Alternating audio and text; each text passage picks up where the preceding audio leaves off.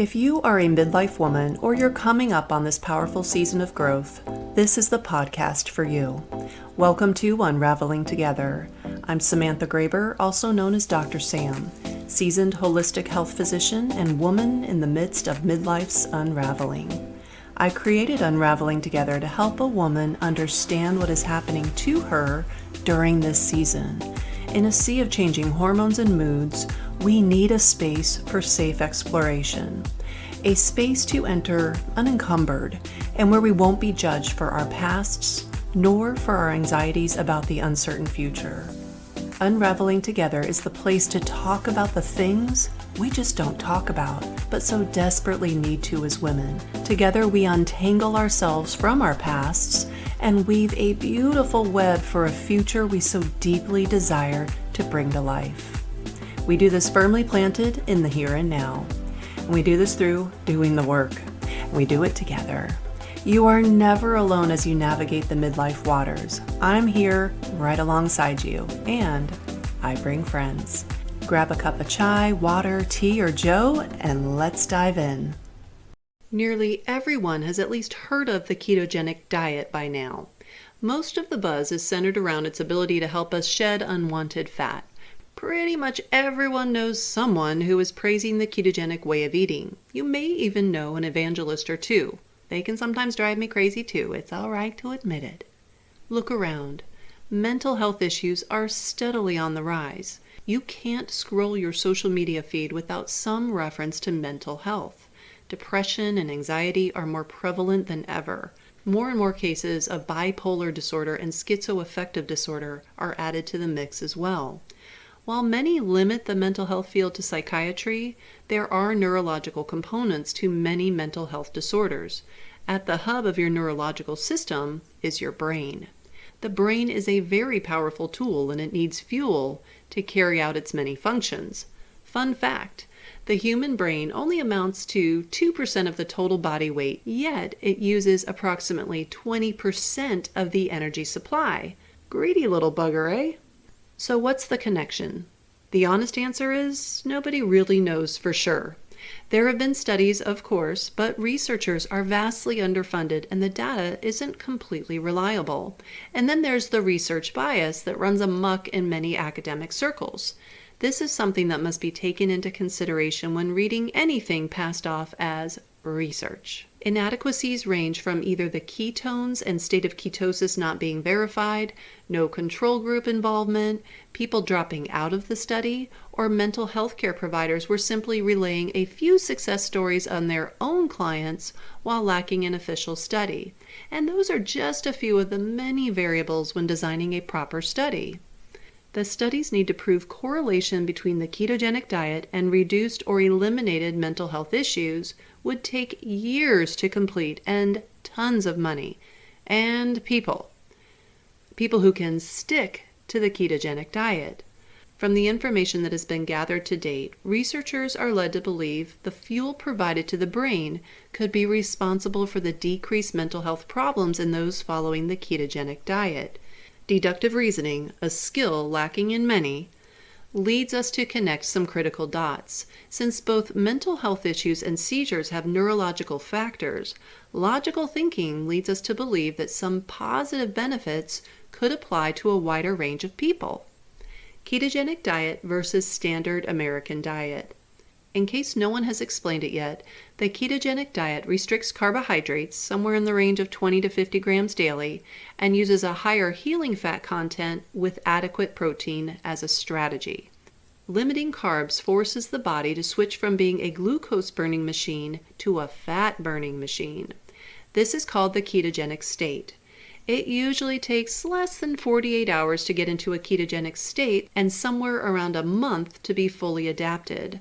The standard American diet, called the SAD diet appropriately, it doesn't limit carbs, and it's not unheard of to consume 200 grams of carbs in a single day. In any Italian restaurant, it's entirely possible to eat that amount of carbs in a single meal. Bruschetta, appetizer, spaghetti and meatballs is the main dish, and of course the tiny loaves of bread to nosh on while we're waiting to be served.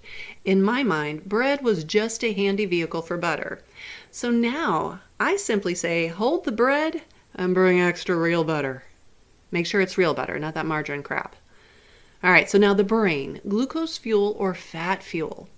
This is where science should be giving the answers, but as noted above, researchers are basically winging it on what is known to date. There are several changes when fat burning takes over and glucose is no longer the main fuel source. The presence of ketones, lower blood sugar, and less insulin production. Those are the key factors.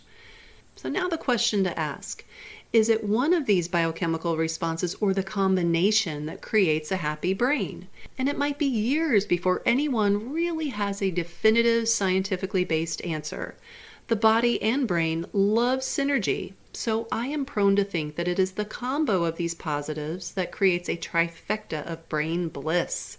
The general consensus is the brain may prefer ketones as fuel due to their anti-inflammatory properties. Let's apply this to one of my favorite topics, food. What snack would make for a happier brain?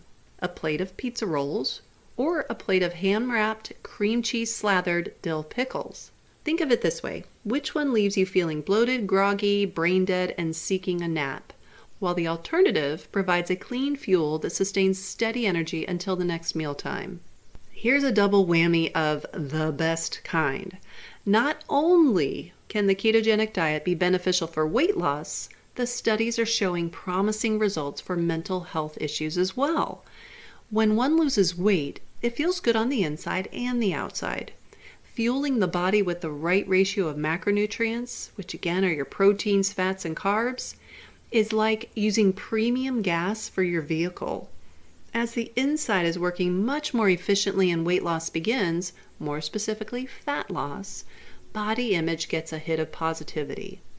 The ketogenic diet could also be an alternative to those who are unable to afford psychiatric medications or who just want to try a more holistic approach. It is certainly worth giving it the old college try. Maybe mental health related medications haven't been as successful as you expected, or maybe you're one of the many who experience nasty side effects from them. The reasons to try ketosis are endless, and the list of reasons not to try pales by comparison. Thank you for joining me on the Unraveling Together podcast. Would you help a sister out and do me a quick favor?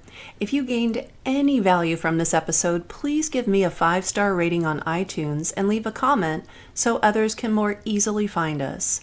Now, if you can't leave a 5-star rating, I'd love to know why.